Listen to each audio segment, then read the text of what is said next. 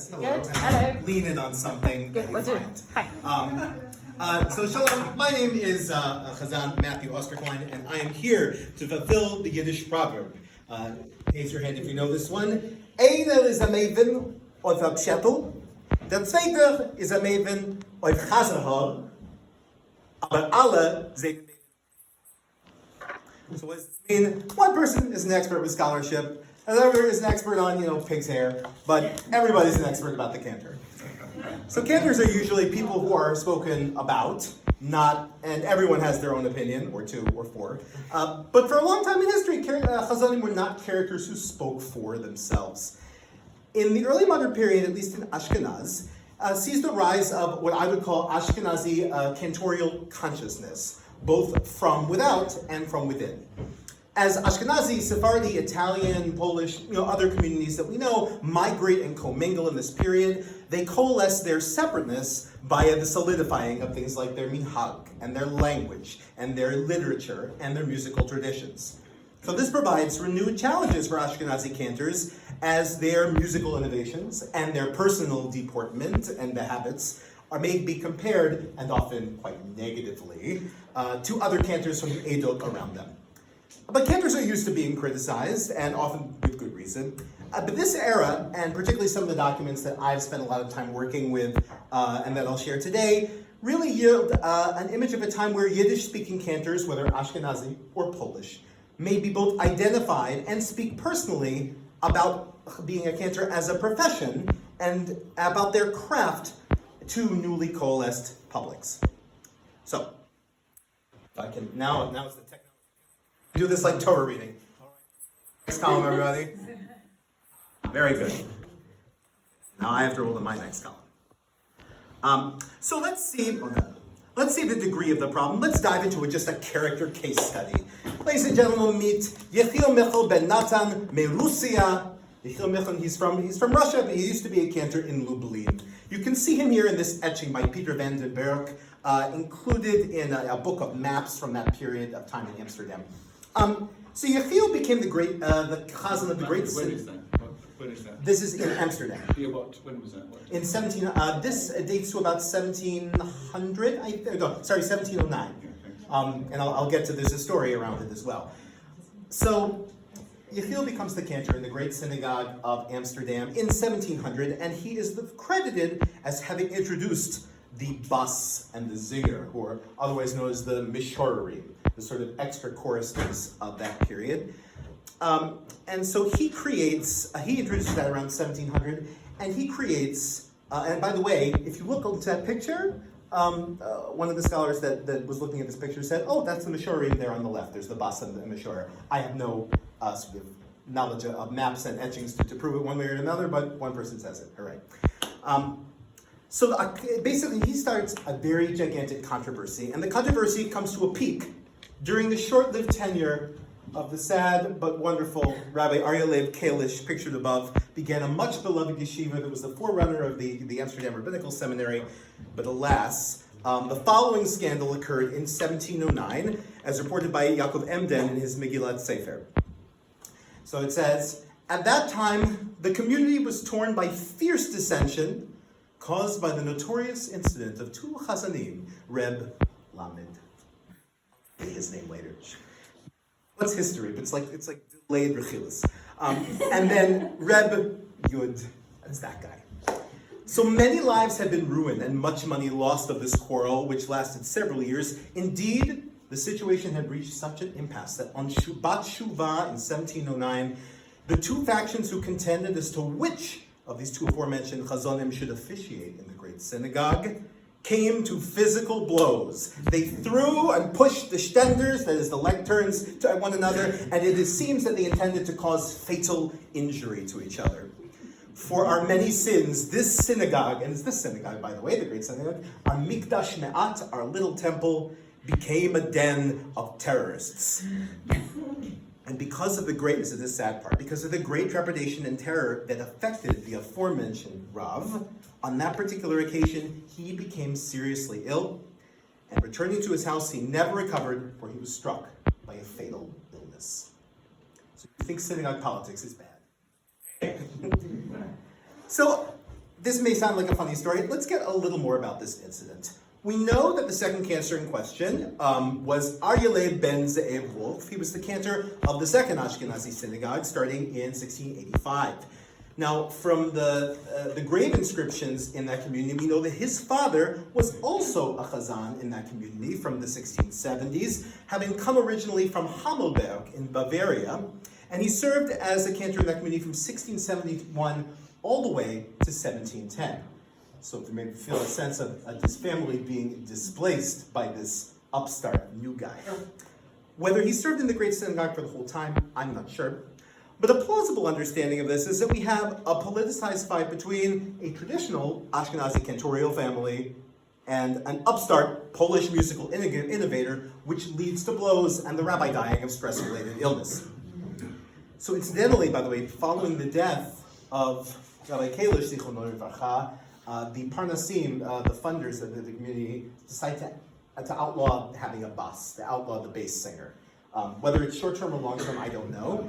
And Rabbi Michal leaves about 3 years later in 1712 to go to another community. So many questions arise from this little story. Let's think about which one of which is, how do we think of this controversy, which was begun at least by changes in musical style? Is this just a matter of the Germans versus the Poles? Those of you who experience American history, we have our own version of this conflict. So the tension between Polish and Ashkenaz or German Jewish cultures is quite known in this period of time.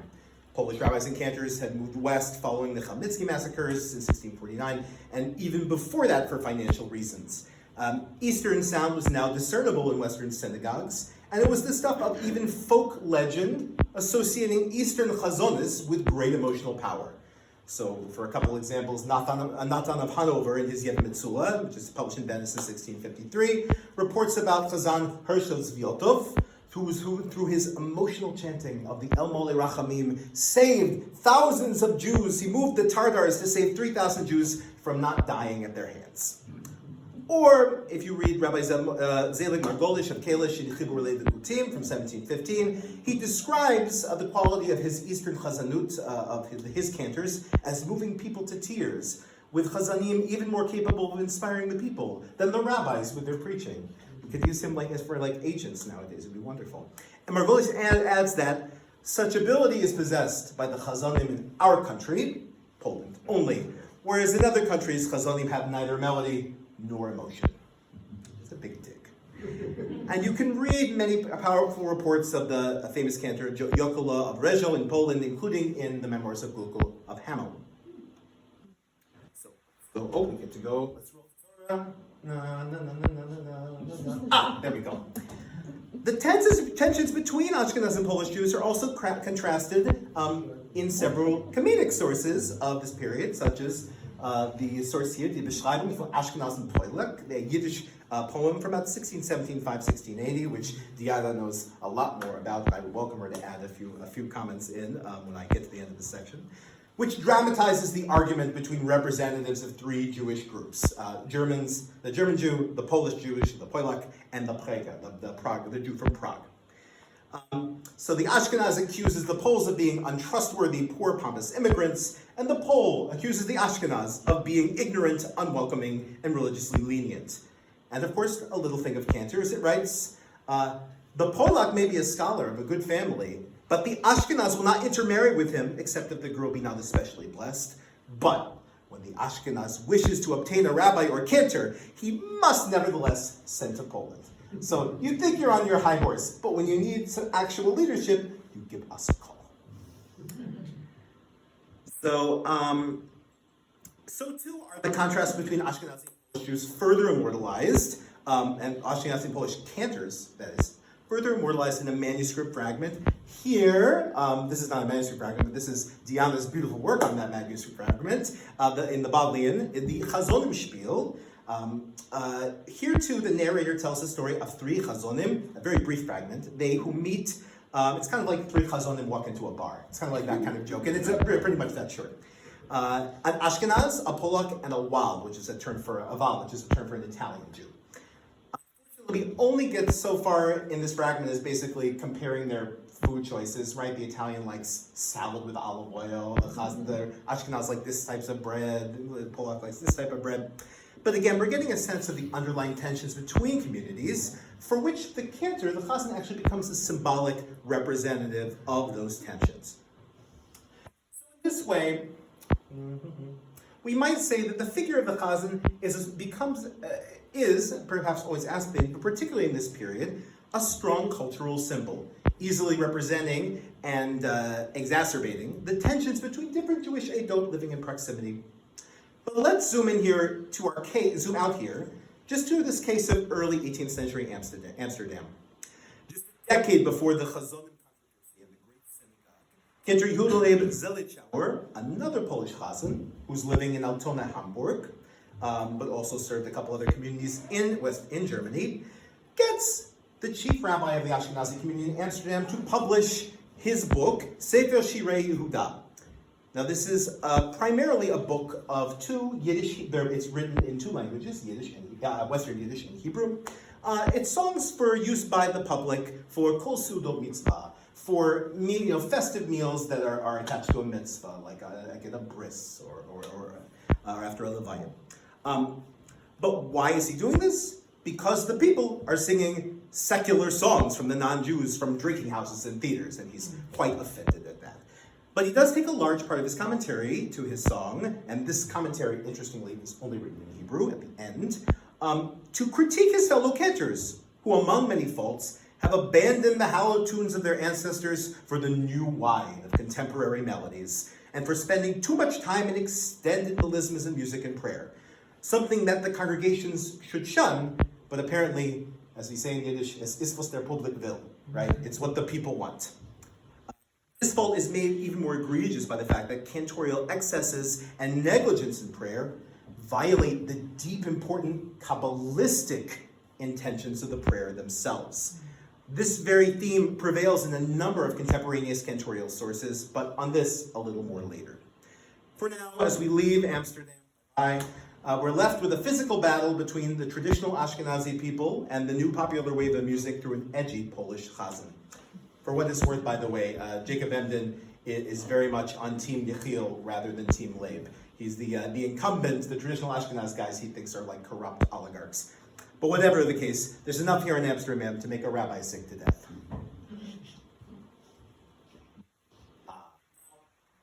We're going to get to see a little more, but this has been, because of the PDF nature of this now, I will explain what's behind door number 1 and door number 2 that you can see later. The people in Amsterdam are not the only people who are angry about chazonim in this period, if you can be surprised by that. So you're looking at excerpts from a Hebrew broadsheet entitled Shlosha Tzoakim Ve'enan Ne'enin. 3 scream and nobody answers. And it's undated, but it's generally thought to date to the late 17th or early 18th centuries. It's also thought that this broadsheet inspired an apologetic pamphlet defending cantors called Reach Nichoach by one Yoel Chazan Sirkis of Lublin, published in Firth in 1724. This, by the way, was the subject of my master's thesis, and we'll return to it towards the end of the talk. So the author of Shlosha Tzoakim writes that he chose to withhold his name. He adds on the end here, Mipnei ha'hamon sheruach shtus v'shigaon aleim avar. Because of the masses with the spirit of wildness come upon them, right? So if what we saw in Amsterdam is true about people getting angry about chazanim in cantorial practice, he is totally right. No one wants to get a stender thrown at them on Shabbat Shuvah. Now, the descriptions contain, and I can't show you a big, I actually kind of want to show you the big version on my computer, which I sort of can now, as it's been freed up. This is the big version. You can sort of see it's like a whole, it's on 2 major columns of text, and then a nice little design at the bottom with a big amen. This contains very common tropes in this era regarding cantors and their foibles. Eric Werner, in A Song Still Heard, has a big section where he quotes a lot of these. And if you enjoy Lashon Hara from the past, this is a great place to start. But you'll see that the critiques are not so old. He describes the multiplicity of melodies. He describes how cantors have ridiculous personal deportment. They hold their ears, they grab their genitals, they bend over backwards, they have horrible voices. This is just the opening paragraph. Then they get to the point of who we're talking about. I wish I could show you, but I'll have to tell you. It says, Shel Chazanei Polonia Ashkenaz Rivat V'Togarma. So we're talking about the cantors of Poland, Ashkenaz, and then this enigmatic thing that Cesar and Edwin and I talked about recently. Rivat V'Togarma. This is a quote from Breshit because he's quoting Tanakh all the time. The Togarma has to do, as Cesar we're talking about. Togarma is Turkey, but that's really not what he's talking about. Basically, he's talking about Ashkenaz and Polak Chazonim from this period, and then the rest he changes Rifat to Rivat because that means quarrel, and then he finishes out his quotation. So now that he's identified that this is about Yiddish-speaking Chazonim, basically, he starts to take a stab at the Meshorerim. I wish I could read this to you. I'm gonna have to read the translation. The Hebrew is all rhymed, so it's very fun. You spend time with the source. It's like if Dr. Seuss wrote a rhymed op-ed for the New York Times. Not how horrible cantors are. So he talks about the chaz, and then he starts to talk about the bas and the zinger. The hasheni omed liyimino l'sino, and the second stands as a satan on the right of the cantor to accuse him in each step of the way. He is the one who is taken to himself as a daughter. He screams like a person treading on wine.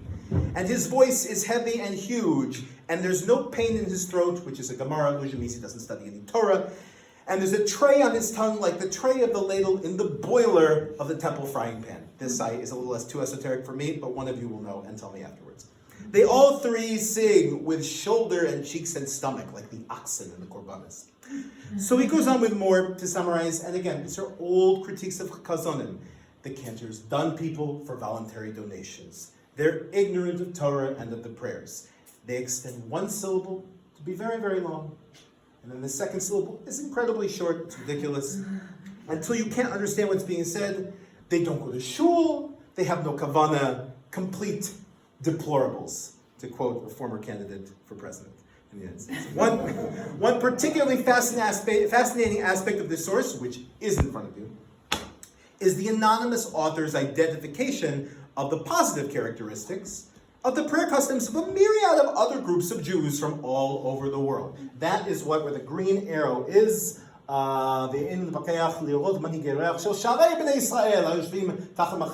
Right?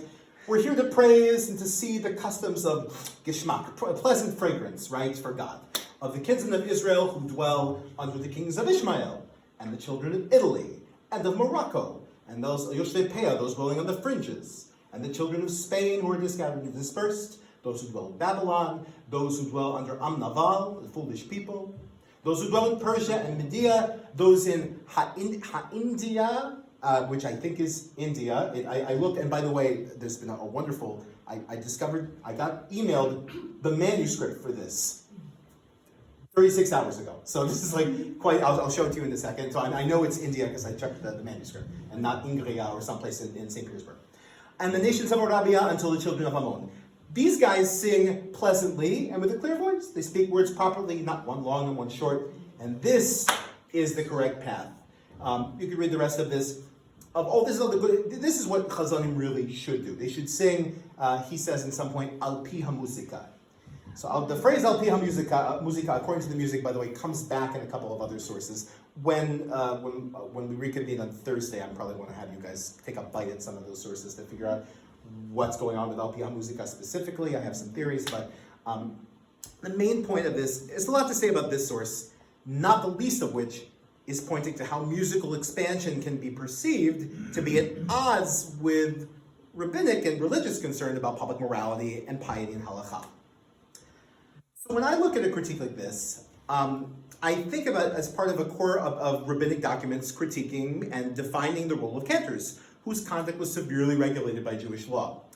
Now, the force of these regulations, I contend, particularly in the early modern period, can be understood as really amplified, partly because of the great success of the printing press, as we all know, in sharing legal works defining Ashkenazi Jewish life and customs and practices. We might think here of course, the Sifrei Minhagim. We might think of the custom books, but also even of Yosef Karo's legal masterwork, the Shulchan Aruch, published in Castile in I believe, 1569, who's complemented by the Ashkenazi glosses of Moshe Isserles and his contemporaries, becomes a definitive legal guide for Yiddish-speaking Jews over the next century, helping to coalesce and form a sense of Ashkenazi identity during a time of destabilizing migrations. To that end, the rise of halachic codes really raises the temperature for offending cantors. This is demonstrated by one of our main cantorial sources from this period, which I'll share with you, called Sefer Tudat Shlomo. It's by Solomon Lifshitz from 1718.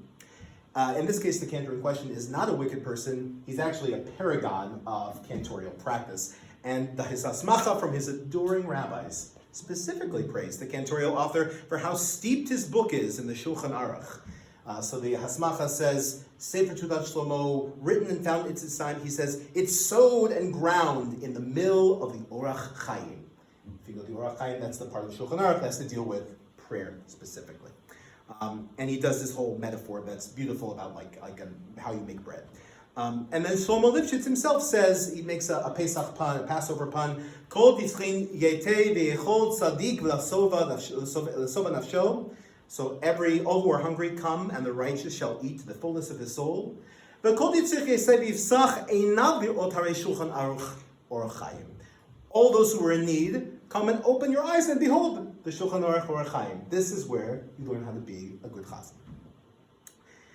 This is all, including our examination of Shoshat Zoakim, which is very fun, is to begin to account for some of the factors leading to a level of angst around Ashkenazi cantors for this period. The total cultural stresses, from musical style to morality to mobility, combined with the spreading authoritative rabbinic sources on the conduct of the Shaliach Tzibur, may give further insight into the fiery tone and fervor of rabbinic objections to new cantorial practice. The plot thickens. Ever get a manuscript over Facebook Messenger? It's a very surreal experience. So this is a really a total newsflash. A guy from Kestenbaum auction house, the people who sold the big verb, what's it called? The Veladonna, whatever it is. Valmadonna collection. This guy messaged me. He's like, "Hey, I read your paper. Is this what I think it is?" And sure enough, this is what appears to be a manuscript copy of Shoshat Zoakim. So it's interesting. The manuscript copy is not known in scholarship to mine. There are two scholars that intimate with zero sources, thank you, that this shows up in Amsterdam in the early 18th century, which certainly would make sense in the context of the Machlokas and the two sources from Amsterdam that we saw before, Shirei Yehuda and the incident of Yechiel Michal. Also, it would make sense if indeed, by the way, they looked at the graphology, is that how you say it? The handwriting. Their two experts say the handwriting is from the 18th century and not from the 17th century.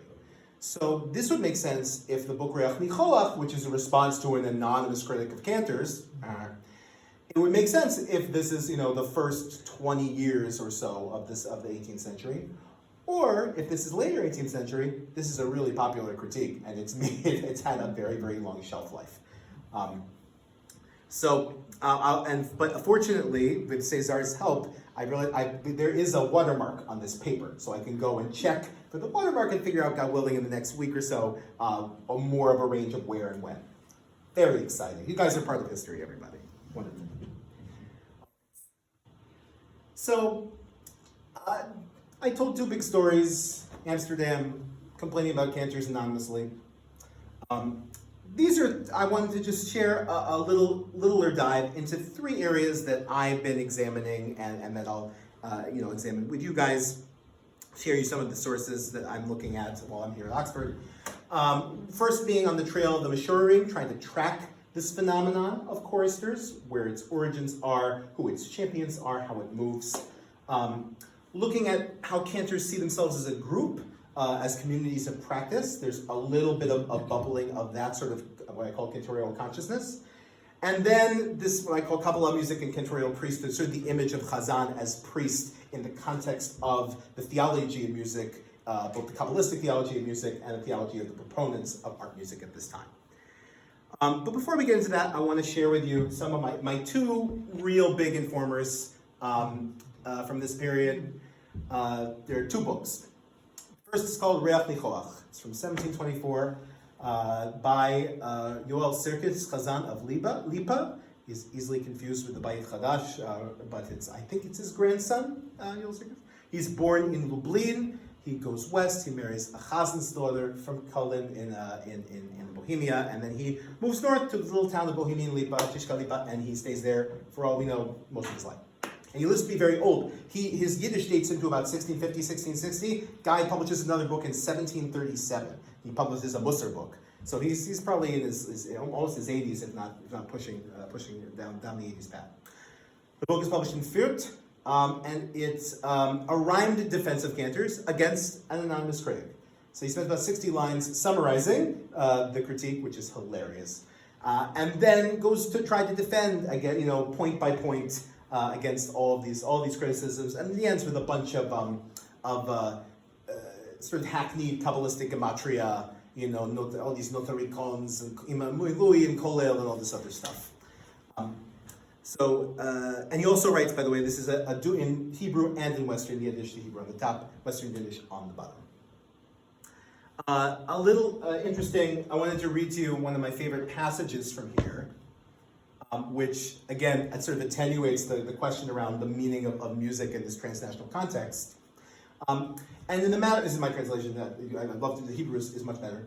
And in the manner by which the author praises the land of Ishmael and Africa that sing rak al pi hamuzika, only according to music, I think this is v'kol namuch v'neimot rak al pi haneshimot, with a low voice and melodies pleasing simply according to the breathing. This is worthy in their eyes like Levites at their sacrifice. But I do not want by authority he explained that the Levites didn't have a strong and mighty voice, for even if they were singing rak al pi hamuzika, only according to music, nevertheless, their voice was strong, and if one should say, how do we know this? From the Mishnah, I say, our evidence comes that the Levites would roar like a lion in a cub, as we learned from Yericho, they shamu kol hashir. They could hear the song of the Levites all the way from Jericho, which is 17 miles away. In Africa, he adds, in Africa and the land of Ishmael, the nations forbid us to pray with a wail. But as for us, we, thank God, have a king of love and mercy, putatively Charles VI at this period. May God lengthen his days and years, for he has always been good to us. So we have permission to pray, as our souls move thus loudly, and with music too, and no one complains or gives reproof. Even the princes and governors under whom we dwell, may God lengthen their days and their years. They treat us well. So, it's just a very interesting sort of how he rationalizes, in many ways, the way that his group of Ashkenazi singers sing in this extended, louder style. It's because of politics and because it's perfectly legit from the Mishnah. It's very light, but again, it's his theology. Yes. Please. Just a question. Is this a translation or is it? This is my translation. I tried to make it rhymed, which you can. Can you just read the original? For loudly and with music too? For loudly, it's going to take me a while to boot up. Oh no, hold on. I can't do that. Hold on, because I did the line numbers, so it'll be easy for me to find. That is lines 105 to 115. No problem. Okay, just take a second.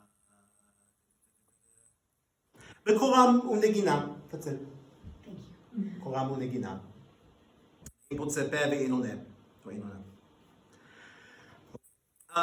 Moving on from this guy to our other source, to Dutch Shlomo from 1718. I haven't spent a lot of time with this source by Solomon Lifshitz of Metz. He's born in Fürth. He ends up traveling to a couple little towns and then gets a big job in Prague where they love him. And then he retires to Frankfurt, but they said they bring him to Metz, and he spends the end of his life there in Metz. He publishes this exclusively in Hebrew in Offenbach. And it has a lot of autobiography, but really is just an extensive guide for cantors. It has Hilchot Tefillah, it has customs from different things that he's seen, things he likes, things he doesn't like. It has things about mishorim, it actually has a section I was rereading today, stuff how to have a relationship with a choir so that they're not, drunkards and irreligious people. It's a very, very rich book. That's why in the conference at the end, I'm really going to do a bigger thing on what's going on in this book. To add, so he has by the way, a very deep library. Edwin, his article on sort of music for the Cambridge Guides to Judaism writes on this. He has a very, very deep library because he studied at the yeshiva of Nickelsburg with David Oppenheim. So he has access to a lot of the things in the Oppenheimer library. He prints the entirety of Modena's Tshuva on the permissibility of art music, including the 5 rabbinic approbations that come at the end of it, from Baruch ben Shmuel and Leib Saraval and all those guys. He quotes from Yehuda Moscato's Zivut Sod Yehuda, the sermon on Chochmat HaMuzika, and a number of other, you could do a whole little project on just his library, which is very extensive. A very well-read chazan. Let me we're going to read something fun. Good. So I'm talking about cantorial theology. This is such a precious little thing. This is the synagogue in Metz. And you can imagine, he said, I was accepted, he says, this is early in his career, in his autobiography, to the holy community of Ferzeh, where they hearkened to my voice, and there parakti me'ol hashchita. I threw off the yoke of shchita from my shoulders. Nor would I have to teach children, but be a master of one service, the service of the holy office of the Mikdash Me'at, of the miniature temple. So this is one of the unique aspects of Tudat Shlomo, is the author's theology in music. He is so bold as to say, he's actually so bold as to say at one point that singing without the knowledge of music is like prayer without kavanah. It's a very strong statement to make. I don't know if he's the first to make it. And so here he really elevates musical specialization as the summit of the cantor's professional portfolio, something that 19th century cantors will seek to do, but fail. Some of them fail. The cantorial critics of this period, interestingly, if you think about them, are ironically, maybe appropriately, the ones who have a broader portfolio, because chazonim at this time are sofrim. They write megillot, they do shchita, they do all sorts. They're mohalim, they're moels for circumcisions. Like Judah Zelichauer, like the Shever Shirei Yehuda we saw before. And they lament that cantors can no longer be successful generalists. They become musical specialists. But more about this sort of theological elevation of music when I get to the conclusion. Oh, this is interesting, a connection between these two sources. So, forgive me the things at the British Library that weighed down books, but if you look at these two sources, you see, what's the similarity? It's at the beginning. You have to look close. They have the same introductory statement. Yismechu hachazanim v'yagilu hameshorerim. Of course, it's the Tetragrammaton. It's the name of God, and there it is in Rashi script. So both introductions have these first 4 identical words. Look, Yoel in Reach Nechoach is 1724. It's just 6 years after Tudat Shlomo. I have a theory that Rav Yoel's wife may be the daughter of the Chazan Reb Yonah, who was in the job in Prague right before Shlomo Lifshitz. So I have to feel that out a little bit because he's originally from Karlin, but it's close. So again, it's an interesting connection. One of these guys may be reading the other. We don't know, but an interesting similarity there. Now, back to our areas of inquiry. On the trail of the Misharim, briefly I want to talk to you about that. The question is really, where does this phenomenon come from? Because the first evidence we have of it, as far as I know, is in Leon Modena, in his Tshuva. This is Don Haran's, I want to give him credit, this is Don Haran's translation. He says, look, if the Chazan is required to make his voice as pleasant as possible, if he made his voice sound like 10 singers, wouldn't it be good? If there were assistants whom the Lord favored with a sweet voice and sang along to him in contrapuntal order by improvising an aria, as is custom all day long amongst the Tedeschi, amongst the Ashkenazi synagogues, would that be a sin? So there's an interesting. I'm trying to figure out the trail of these guys. These are some of the sources in which I've tracked. I don't think I have a great map yet, but I'm getting started. Because it starts in Italy, and then we have some evidence. Notes on this. From Shoshat Soakim, which is for both, criticizes both Ashkenazi and Polish Jews for doing this. The Achashverosh spiel, there's a play, a Purim spiel about with Chazonim in it, which has the Haman has a base and a Mishor. So Haman is the Chazan. When the opening lines are about how he's going to bring his bas and Mishor into this party. And that's 1697. It's possibly Polish, but we're not sure. Wagenseil has a copy of it, so it's ambiguous. We know Amsterdam in 1700. Michel, we saw him in the beginning. Schut says it's already a long-established thing by 1714. The basically is that by the first 20 years of the first quarter century, it's very established everywhere, at least in Western Ashkenaz. I have a lot more work to do on this. The interesting thing is that a lot of the champions of the style happen to come from Poland. Poland or Prague, actually. Both of my informants have Prague connections. We have many informants with Polish connections in this list. In fact, Diana gave me a really good idea to go and check the last names and where the last names Bas, Mishorer, and Zinger come in most preponderance in these different areas of Ashkenaz. So my hunch is that Prague is where a lot of them come from, like Shabtai Bas, Shabtai Mishorer Bas is an obvious candidate. And Prague has a very particular, musical community. You can see from the Prager Aufzug, right? This is a big picture of this gigantic, Prague march of the Cantors in honor of the monarch. And we'll actually get to the Prague Chazonim again in a second. Right here, from Tudat Shlomo, he has a little note about groups of Cantors and how they operate with each other. It says, okay, when I was a Chazan Damata, communal Chazan in the Holy Community of Prague, the Zikanim, the elders, said that in earlier times, Chazanim, forgive my typos, were together in Ahava, V'Achva, V'Shalom, V'Reus, right, in love and brotherhood and peace and kinship. And the proof was that they would ask questions and seek out matters regarding Yom Tov, regarding holidays, some days prior. Was it Pesach before Pesach? And about Atzeret before Atzeret, Sukkot before Sukkot, and then the details of the high holy days, they reviewed all the customs and melodies from the very basics, Al Mechonam. And there were among them some Chazanim who were knowledgeable in Chochmat HaMuzika, and would make new melodies every Yom Tov. And there were some Chazanim who studied Nigunim from them gratefully, v'lo boshu, without shame. Now, it's not this way. Everyone builds their own bama latzmo. They build their own stage for themselves, and wrap themselves in another's talit, and do not wish for their fellows to learn from their fellows, saying, who is he that I should learn from him? I'm a good singer, he should come study by me. And everyone in their eyes is like Navot and like Chogrus ben Levi. Navot, I think he's referring to Navot in the Tanakh, who won't give his land to Achab, although Navot is like the good guy in that scene. And Chogrus ben Levi is a famous Mishnah figure who he had a perik b'shir.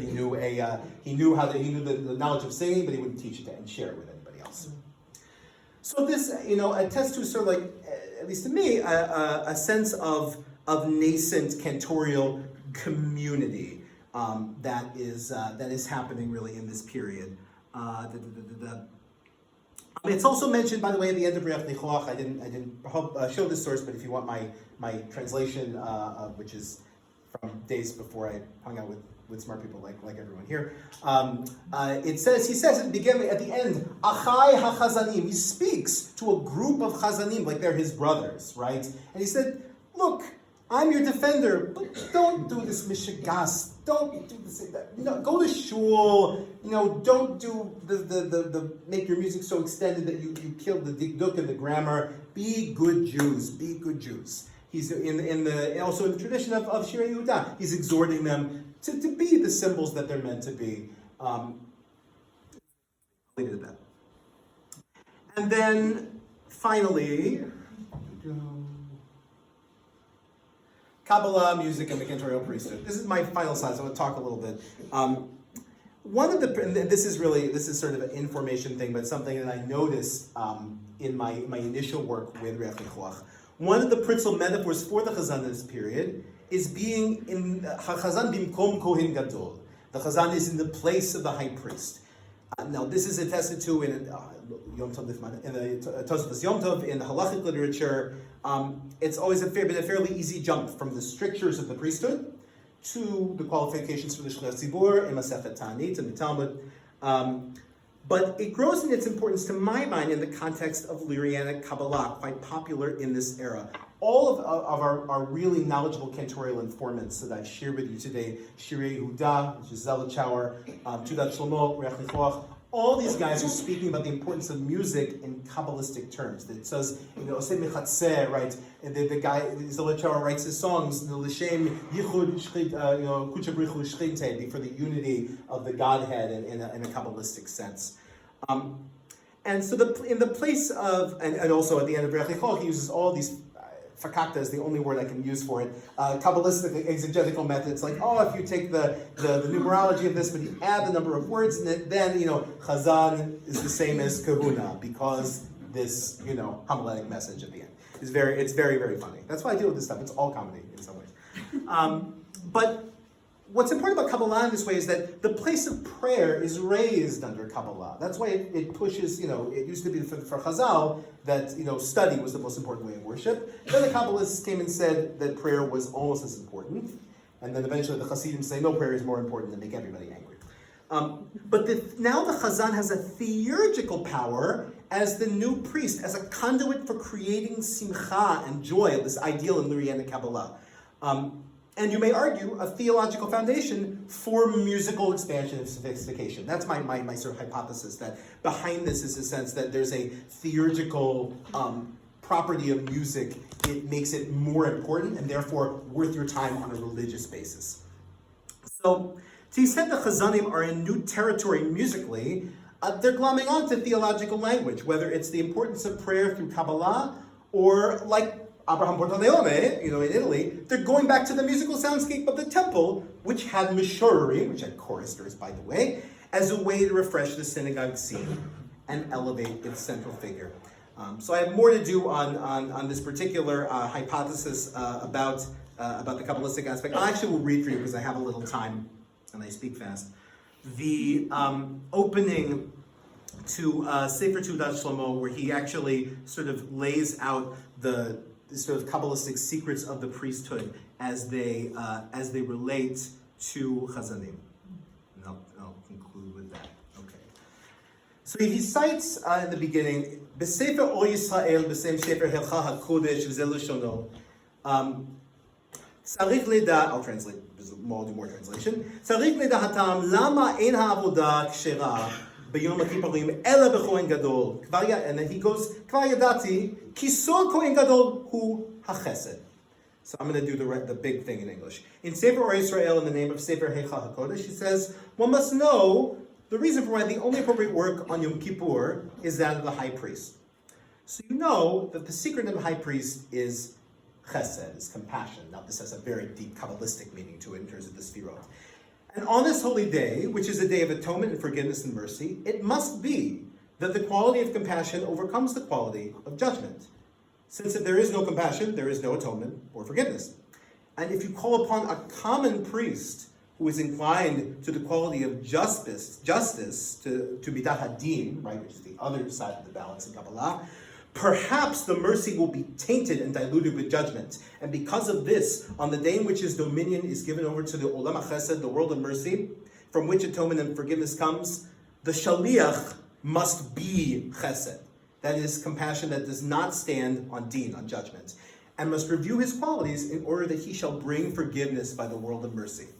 And the Shaliach, who is compassion and atones and forgives without delay. Atonement and forgiveness comes without delay. And the reason that he does not serve but in white garments is because the high priest, who is the sod of chesed, the secret of compassion, shall clothe himself in high qualities, which are the secret of the I think the word is malbin, the whitener, and he shall have power to wipe out the sins of Israel. And behold, and then he gets to his point about Chazanim practically. He's talking about shlichim in general. We have now no high priest, only the shliach tzibur. The chazan must be in the place of the high priest, pure and steadfast, reviewing his qualities of justice and compassion, as we've said before. If he has a voice which is pleasant to the spirit of humanity, then of course it will be pleasant to the spirit of God. He quotes the very often said, Kabet et Hashem mehono, the one should honor the Lord with his wealth, but don't read with his wealth, rather mimachono, with his grace, with the sweet voice which God has graced you. But on these days he must awaken songs and crying with a tearful voice, and thus he frees prisoners from their cells. Such are the people Israel, who are imprisoned like one accused in a holding cell, not knowing how the judgment will turn out. I'll conclude here. The Shalei Tzibur should pray with the utmost concentration in order to expunge the sins of Israel, like the high priest, who is an emanation of God's benevolence, that is Sitra de Chesed. But if, God forbid, his intention is not L'shem Shamayim, for the sake of heaven, but only to hear his own voice, to open his mouth without end, and to lie with his tongue, and his heart is only for himself, a fool shall not understand this, but it shall be a stumbling block to him, and the many who are with him. And for he speaks and knows not what he says, even the meaning of the words. And then he goes on and complains about Chazanim who don't know what they're doing. So, I mean, I would say, homiletically, as someone who spends time thinking about Cantors, it's a beautiful thing to think about, maybe the postmodern sense, the HaKohen is Chesed in a sense. But here again, we have at the very beginning this understanding of the mission of the Chazan through music to be a priestly mission and a religious mission. And in the context of that, he is able to speak about the contemporary things. He's able to quote Modena, he's able to quote this literature, because the Kabbalistic and the theological motivations of the Chazan have been elevated in this period by Kabbalah and by a need to give theological language to what we're doing when we sing. So that's the conclusion of my talk, and I thank you very much.